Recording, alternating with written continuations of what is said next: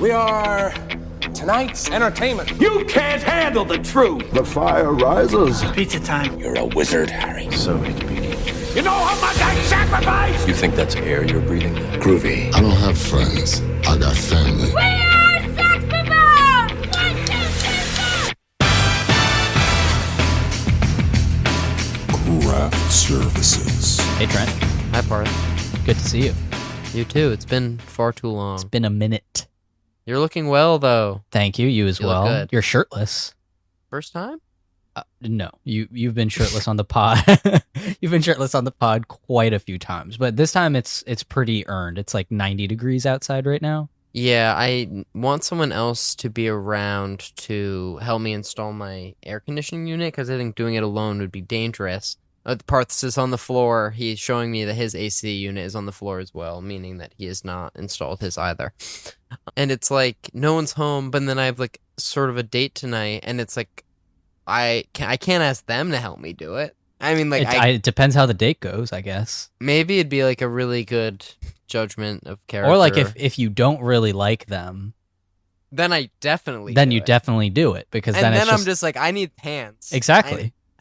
But maybe if it's hard to say. But I feel like if I do it alone, there's a non-zero chance that I drop it into Well, like, that's the this problem. alley Yeah. and never see it again. I'm trying to avoid that. Needless to say, it's hot. I'm shirtless, but we've never done shirtless pod, and whereas both of us were shirtless. You've never been shirtless. I've seen you shirtless in my life like 2 times. Yeah. Neither of them have been while recording the podcast, unfortunately. You may have only seen me be shirtless 2 times, but you've seen me eat many times. Parth is keeping this train on the tracks. Parth, what are you Choo-choo. needing? Choo-choo. Well, Trent, we were speaking off mic just before this. I'm apartment hunting with my good friend Sophia, and I was in Morristown. I just saw an apartment there, and then walked around the area and went to a place called Let's Noodle, and I got like a bowl of dumplings and some like oil sauce type thing, and it was quite good. Let's noodle, Parth. And then I had that with like a mango iced tea or something, and it was only $1. That it was like a promotion because it's the summer, so it's usually $4, but it was only $1. So I was like, all right, I guess I'll splurge. Yeah, Parth, when you buy food, when you buy an entree, what percentage of the time would you say you're buying a beverage? Like less than, like maybe 3%. Whoa, that's even lower than me. Yeah, I think the beauty of carrying a water bottle is not having to pay that extra $5 for beverage at every turn. It's just a thing of like, it really is like, how did you grow up? I think like, were you everyone buys a Coke at the restaurant type of family? Then like you grow up to be someone like that, and my family. Or were you a cup of water kid? Exactly. So my parents, immigrants, sort of against unnecessary purchases. So yeah, so I'm not really in the habit of ordering a drink with dinner. But you know, it's not like I'm against fun. Like if I'm hanging out with friends and everyone's doing something, or like we're going out to drink, then like yeah, I'll buy a beveragino. But I'm not in the mood usually to order like a $10 cocktail every dinner. You know? No, I don't necessarily mean Or alcoholic. a Coke even like a $4 Coke. I'm like, I don't need that. I could just go home and drink a soda if I really want to. Well, Parth, I would say the 2 things that I ate last are probably that you can guess. You tell me what you think. The pairing. Smoothie? What's the other thing? Ooh, this is interesting. It's breakfast. It's obvious? It's obvious. It's as obvious as the smoothie. Is it a sandwich? What kind? Oh, fuck. I keep thinking pastrami. No. But it's not It's breakfast. Parth, it's breakfast. Okay, is it a breakfast, like a bagel sandwich? Or just a breakfast sandwich? Yeah, bacon, egg, and cheese. Okay, yeah. It was good. I did my laundry this morning, and the laundromat is Hey, Trent, right I'm next. proud of you. It's right next to the deli. Thank you. Yeah, made a day of it. I cleaned my room, and recording the podcast for the first time in like 2 months? That's fucking crazy. Yeah, it might be that long. So Trent, you're gonna be freaking hyped to hear the intro. Haven't done this in a while. Do it. Cue it.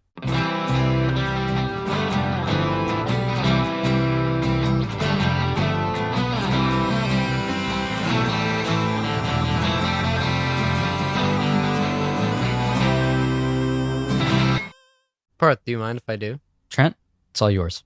Welcome back to Craft Services, where we talk about the movies. Each week we talk about a film and hopefully have a crew member of that film to talk with us about their experience working on the picture.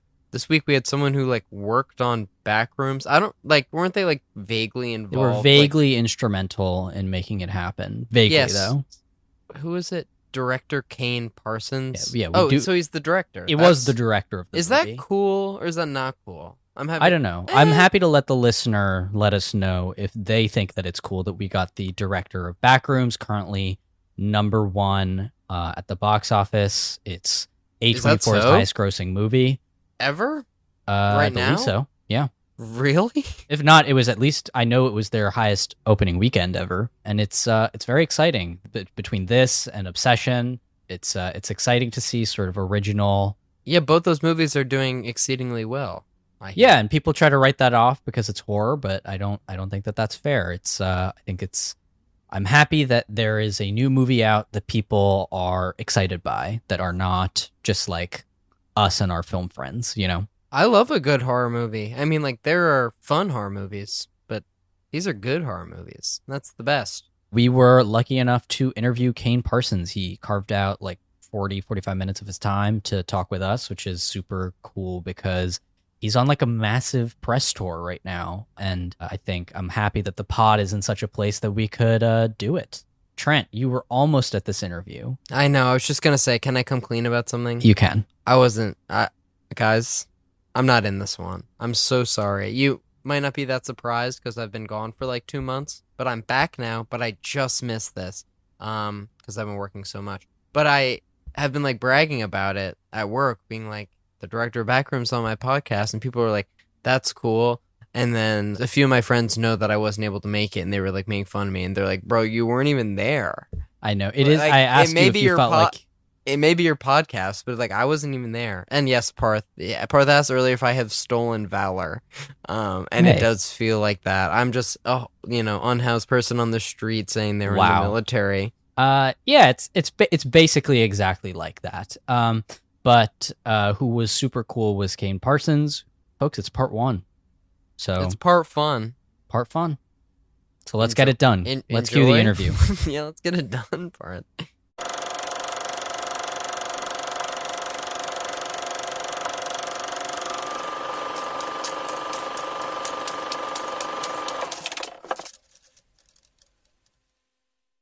Hello, everybody, and welcome to our interview with Kane Parsons. He's the director of our film for this week, Backrooms, his feature directorial debut. Thank you so much for being with us today. Thanks for having me. Hello. So just to start off, this is a very anticipated release, and you've kind of got somewhat of an inbuilt fan base because of the Backrooms series that you uploaded onto YouTube a few years ago. Can you sort of walk us through the process of this being a series on YouTube to then taking meetings with people in Hollywood? Yeah, I mean, I started this project in I started it in the end of 2021, but I posted the first short film, which was sort of a bit of a tech demo. I can talk about that a little bit more in a minute if it makes sense. But I did that first short and pretty much immediately saw some semblance of success online from it, which, at the time I was coming off of doing a bunch of these Attack on Titan, these shorts based in the world of Attack on Titan. So it was very it was a very specific audience that was following my channel, and I didn't have a lot of leeway with them to make anything other than more of what they expected. So there was sort of a minute where I was feeling as though anything I put out would flop in some way. But the first short I put out for Backrooms, which was made sort of it was standalone in intention when I set out to do it, but I realized near the tail end, and particularly when things really cemented with people coming in and viewing it pretty quickly, I realized that I could sort of connect it with this other sort of long-standing notion of a narrative that I'd been wanting to touch on for a little bit. And I sort of glued those two things together and started this web series that follows. And actually, maybe it would be helpful would it be helpful for me to talk about what the Backrooms are a little bit, just so? Please. Yeah, give some background. My dad listens to this. He'll need to know. Great. So In 2019 there was this photo that circulated on 4chan, which I am not on, but I know about this just through the grapevine. And there's this photo that circulated of sort of a not quite dingy, but definitely somewhat neglected and empty and somewhat off-putting yellow office space slash furniture store environment. It was very nebulous in what it actually was, but it was a drop ceiling. It was kind of moldy, gross carpet, and this which is what has now become a fairly like iconic chevron print wallpaper, which wasn't truly yellow. It was actually the white balance of the photo that made everything seem yellow, but I can bring that up later. That photo circulated online a little bit, really just on 4chan, and then it ended up being paired with another caption that another user on 4chan wrote, which is completely anonymous, and no one to this day knows who the individual was, which is a weird sort of defining trait of what the Backrooms as a thing online has really been and meant to people in the past few years, where he wrote a caption, or they wrote a caption, expressing how, expressing this concept of, if you no clip, which is a video game term for phasing out of reality. If you phase out of reality, if you leave reality behind, you'll end up like accidentally. If you stumble through a wall and suddenly you're on the other side of it, there's this space taken up entirely by sort of a mega structure that appears, very similar to the photo attached, where it's sort of just an endless jumble, an endless sea of this sort of benign monoculture environment, where it's just infinite drop ceiling, infinite matrix. What's the plural of matrix again? Matrices? Matrices. That's what feels right, but I'm not. Yeah, matrices of just jumbled walls and little cavities and whatnot, and you could wander it forever, but it's very unlikely you'll ever find anything substantial in that space. And so that's sort of like, it's just a vague horror prompt, not even horror. It's just a conceptual prompt, really, and it takes off as a bit of a meme, usually with a horror leaning. In 2019 for a little bit, and then it fizzles out because memes have a really short life cycle. And then in, I think, the 2020s, in 2020 and 2021, there was this real surge of like this category of liminal space photography that started to appear everywhere, and really, without like getting microscopic with what that means, it's sort of this rise in a fixation on these images that come from all over the place. They're not curated by like photographers or artists trying to make liminal space images most of the time.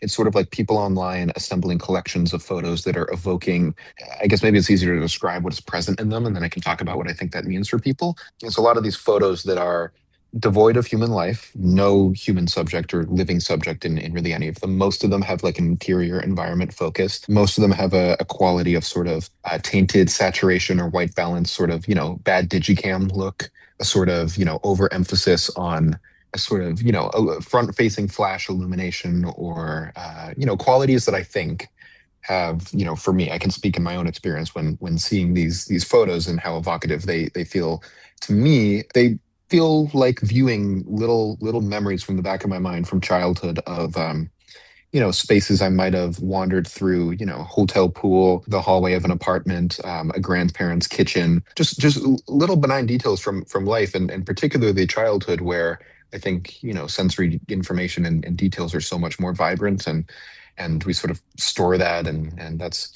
why we feel the way we do about childhood typically. But these photos are kind of returning to an emphasis on that benign simplicity in a way, and I think I would guess a lot of people respond to that, as these photos are sort of blank slates to project themselves onto. So this is a long explanation, but I think it's worth having up front, where this sort of melting pot online of awareness of liminal space as a photography style or an imagery style, melting with this and Backrooms very much fell into that category, like the photo, sort of melting with the concept of the Backrooms, where all of these places maybe exist in some collective outside of our world, or just outside the confines. And I sort of distilled that into a very specific science fiction interpretation of that narrative, where that first short film I did was sort of, born out of wanting to, I was just intrigued by, it's kind of got an addictive quality. I feel very seen. It's fun going through these photos. I feel like I can recognize parts of my own life, particularly, from childhood in many of these images. So there's a satisfying quality, and I want to understand it further. And I, want to do so through a fairly science fiction container. So it's a narrative about that place as an actual tangible, organic structure in some way that is being interacted with by fictional, but ideally real-ish people trying to make sense of it as a thing that is present in the world. And Yeah, that project spanned a number of years online to this day. Like it's not a complete project. It's not done. But within like the first month, mainly because of that first short, a bunch of companies reached out. It was a very new time for me because the industry, like Hollywood, is not a place that I was particularly familiar with, and we went down the path of just considering what is a way into that world that could work in the medium that or like the scaled up medium of big screen filmmaking that could be additive to the overall serialized project. And I think we got there. What I read online was that you had worked with Oddfellows, the company behind Longlegs. You did a test shoot before the actual movie to get a sense of what like a real film set was like. Can you talk about what that shooting that test shoot was like, what that experience sort of brought you that you then took to the actual production? Yeah, I mean, I had not worked with much of a crew prior to that point, so that was sort of what I felt was a very specific sort of intensity around, or sorry, an intensity around the specifics of the the overall creative direction of the world of the project. Like I felt pretty clear on what I wanted out of this thing. In terms of like I could envision the final project and all the choices that could be taken to get there. It's just the specific mechanisms that you would follow to arrive at that place technically are changing when you're scaling to that degree. So there's an ambiguity in my mind around, like where and how do these impulses creatively transition into real actionable material choices on set with all this equipment that I could never afford or comprehend on my own time prior to that point. So what I found though ultimately was, and I think certainly it helped, although I don't think it was essential. Honestly, I don't think the test shoot we did was essential ultimately. I think the people with Oddfellows that we were working with up there were just generally really just kind, helpful people regardless, so we would have like found a way through it. But I think that like initially it was just a feeling of, and this is true of the test shoot and when we went to just day one of photography, it's ultimately the same impulses creatively. It's the same sort of application of decision making. It's just instead of leveraging a obtuse technical side of things, it's you're leaning more into the social aspect of motivating these creative decisions through verbal language and moving through physical space in a room, which is obvious to say, but I was unsure how it would play out, and I'm very, very happy with how it did. I immensely enjoyed like every day of being on set for the test shoot, and then the actual production. It was all very. I guess to answer that specific question, we did it in I think it was a Sears that was going under, so it was an empty Sears. Talk about liminal spaces. Yeah, and so because like obviously we did. It was like shoot. There was almost no budget for it to do anything other than just shoot in a space that we had. And was it a scene from the script or anything, or was it just like it was two little scenes, and they were both modified versions of scenes from the film per the script that we had at the time. So quite different from the final film, but they were mostly just to express some of our choices and philosophies around how this thing would look and feel, really, and how we'd be interacting with the space and seeing if we could, because this is before we even knew we would have the resources and ability to, build the sets entirely. Like, there was one point where we were contemplating literally going back to that Sears for the main production and building inside of that building and like harnessing the architecture that was already there in some ways. I'm glad we didn't. I think that would have been an absolute technical nightmare. But I think it was a probing experience just to, see how we would all interact creatively, and it went great. It was a good jumping off point.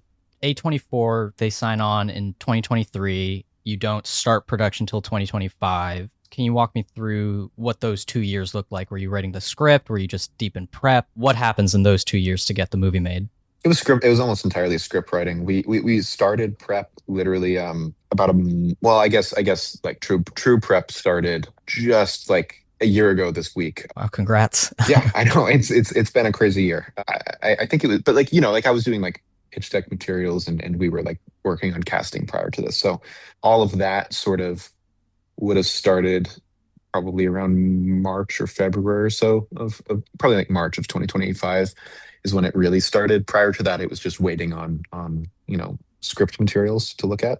I worked with Will Sudik on this project, and so there was certainly a very large element of making sure that the world is being acknowledged, like the world this is pulling from, and there's like certain consistencies there, and we obviously talked through for a while prior to this what narratively we wanted to be, we blocked out the narrative, we blocked out the plot, and it was there, and then we were just waiting and iterating, and it was a lot of hurry up and wait, I guess, is how things went until March, when I started like more meaningfully working with Chris Ferguson at Oddfellows, and pretty much immediately I feel like his involvement kind of just like, not purely his involvement, things were reaching that point anyway by virtue of us working with him in the first place, but like really set like a strong tempo to things, and we were, again, like the test shoot being up there and having like a tangible propulsion to it was pretty great. And so as soon as we hit that point, it was pretty fast. And prior to 2025, it was sort of prior to the prep, it was mostly just, I believe that we first started working with Will beginning of 2024, because we tried a few different things. We tried a few different versions of what this film could be, and the one that we did with Will ended up being the one that we went with. But we were like sort of iterating. Like there was a version that we had when we met with A24 back in 2022. It was October of 2022 when I was with Atomic Monster and 21 Laps, and we were going around and seeing if we could get a deal on this thing, and we did with A24, and we spent really the rest of that year, all of 2023, really, trying a couple versions of the project. But I think it just like sort of took a return to form with like going back to basics with talking to Will, and it, I think, returned to a place where previously it was maybe a little overly concerned with trying to contain and harness certain elements of the narrative that would only make sense to people who have seen the series so far. There's like a great difficulty with sort of like lore bloat, I guess, if you want to call it that. The stuff that certain projects, I will not name names, definitely struggle with in terms of taking 5 years of information and trying to cram it into 90 minutes and stuff like that. And I guess talking about the different versions of this movie you could have made, the YouTube series is basically a found footage series. Was this always sort of the mixture you sort of felt was right, or did it ever lean more in either direction? It did at the time lean no found footage at all.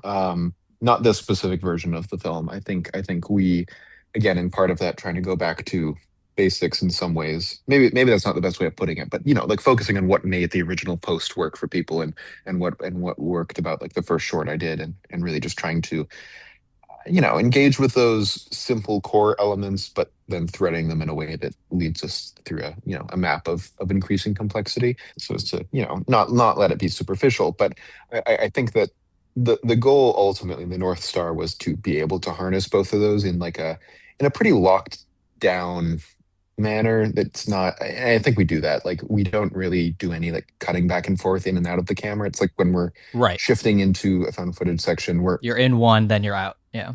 We're in one, and then it only happens twice unless you're including like the filming of Clark's commercial, which I think we should count. I think, but even then, it's not like we're cutting back and forth from it being filmed and then in the camera. And even the way you're looking at like these cameras with like the digital interlacing and stuff is like, you might question exactly, are we looking at this thing in real time, or are we looking at this file? Has this been turned into a digital file at some point in the future, and who might be interested in saving this video somewhere? So that's all, I think, stuff we took into account. This takes place in 1990, I think, and the series also sort of is 89, 90, I believe. Yeah. What did you shoot with this movie? Were you shooting on real VHS? Were you shooting on digital to look like VHS? I mean, there's definitely a visual effects component that I imagine would be difficult to do true VHS for, but can you talk about sort of the physical, what were you shooting with? Yeah, I mean, for all of this, we I believe it was digital. I think we used a Red Komodo for most of the found footage stuff. It would have been, we originally were contemplating, do we, like, because we have shots where it appears in a mirror, the device, like, do we try to like house the sensor inside of like do we build our own little camera, which is like, that's one of the times where I think things can get a little contrived, or like so focused on a very specific use case that suddenly we're like inconveniencing ourselves massively in all these other ways. Um, we didn't end up doing that. We did like an optical illusion when Finn's holding the camera. We're just out of frame at an angle, so and we're match moving, so it looks like it's actually him recording. We're really just like filming it all digitally, and it's mostly out of preservation of the VFX side, where I'm pretty sure if we tried to do all of this on an actual Handycam, I'm pretty sure Ed Douglas, our VFX supervisor, would have probably gone insane, and I might not be sitting here right now. But that's what I've been doing for years with the YouTube pipeline, and it is the same pipeline. We're using like the same VCR and the same conversion stuff. We even like mailed some of my equipment from home just to hook up to the system, because it's a simple system. Like there's not that many ways to make it complex. I'm sure there are. I'm sure I'm saying that, and well, you're saying that, but I've explain seen how I'm movies wrong. that definitely look worse. The way they get the fake VHS look. Yeah, I mean, this is real doesn't VHS work, look, and so so it actually you're just doing it. I think guess. there's things with the camera sensor. I wish, like, if there's a next one, we'll certainly be taking a stronger look at emulating like a true to life sensor. But as far as the tape aspect goes, that's all authentic.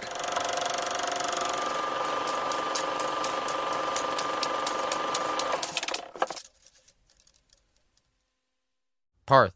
Jeez. Whoa, bro. Whoa. I know you weren't there, Trent. I know I wasn't there. I know I haven't seen the movie yet. I think I'm going to treat myself and see it tomorrow. And I know I haven't even listened to this interview that I wasn't there for yet. But, like, that was great. It was pretty incredible, I have to say. I know I was the only one there, so maybe it's a little... Director Kane Parsons was there, too. Oh, I guess that's true. First person to come on the pod who's younger than us. We're both Unk? We are, Trent, we are Chunk, because we are chopped in Unk. Remember when we were like young and charming and like we had that quality and we were like, we're just two silly little college students. Would you mind if we took up an hour of your time? We can't even in good conscience. I've taken out the fact that we're film students out of any of our... Well, Parth, you had that in our emails until we were like 23. Yeah. But now, I think now it's pretty apparent that we're not wee lads. Just by looking at either of us for a millisecond. Well, it's clear.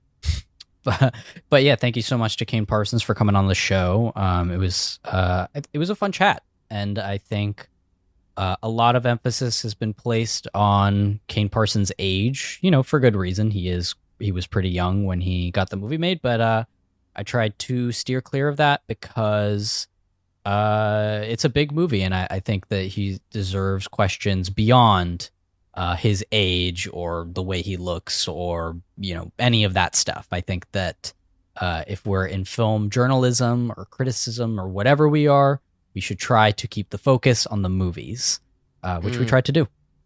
Parth, you texted me that before the interview, and I couldn't agree more, because we do try to listen to other interviews that these people do and sense a pattern of what they're being asked about or not being asked about. And I thought it was cool that we made a point to completely avoid ask the question, different questions. To avoid the question of asking things about his age. On set? It's like, what do you think? It was probably kind of scary. He's just a guy who made a cool movie. So let's just talk about that, like we have with everyone else. But this is our, probably second or third or fourth director ever, so that was super cool. Yeah. We're still very much about the behind the scenes people, but it is cool to like occasionally get a director for a movie. It's fun. It's a fun change of pace for us, and I think especially in this case, it's a big movie that a lot of people, this movie is broken containment. It's exciting people outside of film circles, and it's fun to have the director of a movie like that on the show. I'm certainly excited to see it. I encourage you listening, if for some reason you listen to this but you haven't seen the movie yet, go see do it. the movie. Don't be an asshole. Go support it. Apparently it's doing pretty well. Let's keep the good vibes rolling. Ride that wave with us. Just as a way to say thank you to Kane Parsons for coming on our humble little show.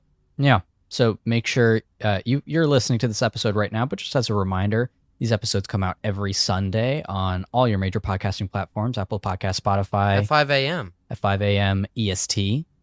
if you're an LA boy, it might be more like 2 a.m. PST. Just stay up partying all night. Only if you're an LA boy. And then once the clock hits 2, if you're a real partier, you're in New York and you're staying up till 5. yeah. So either's fine. But either way, once the podcast comes out, you put all the drugs and the drinks down, and you go back to your apartment. Exactly. And you listen. And then you sit your ass down and listen. And then you put your phone down after the episode's complete. You sit and think about it and reflect for 15 minutes, and then you go get some sleep, kid, because you need it. Instagram, Twitter, YouTube now. We're on YouTube. Craft Services, YouTube for life, to the moon. Yeah.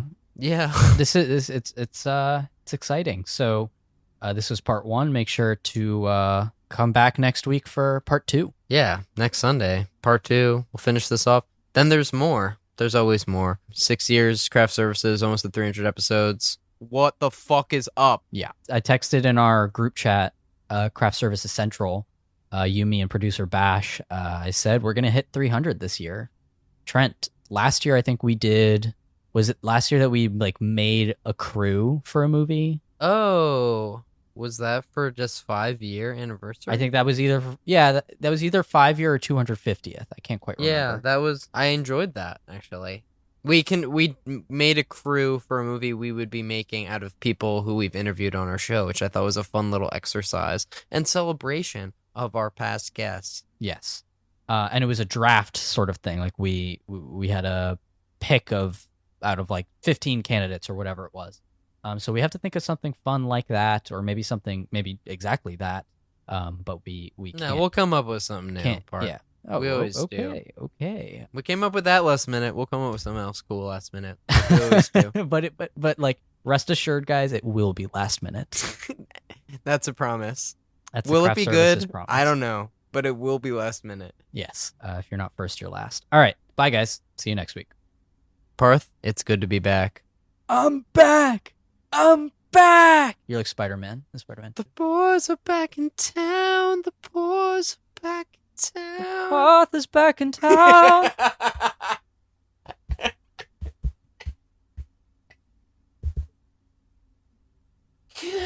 You have to leave that in.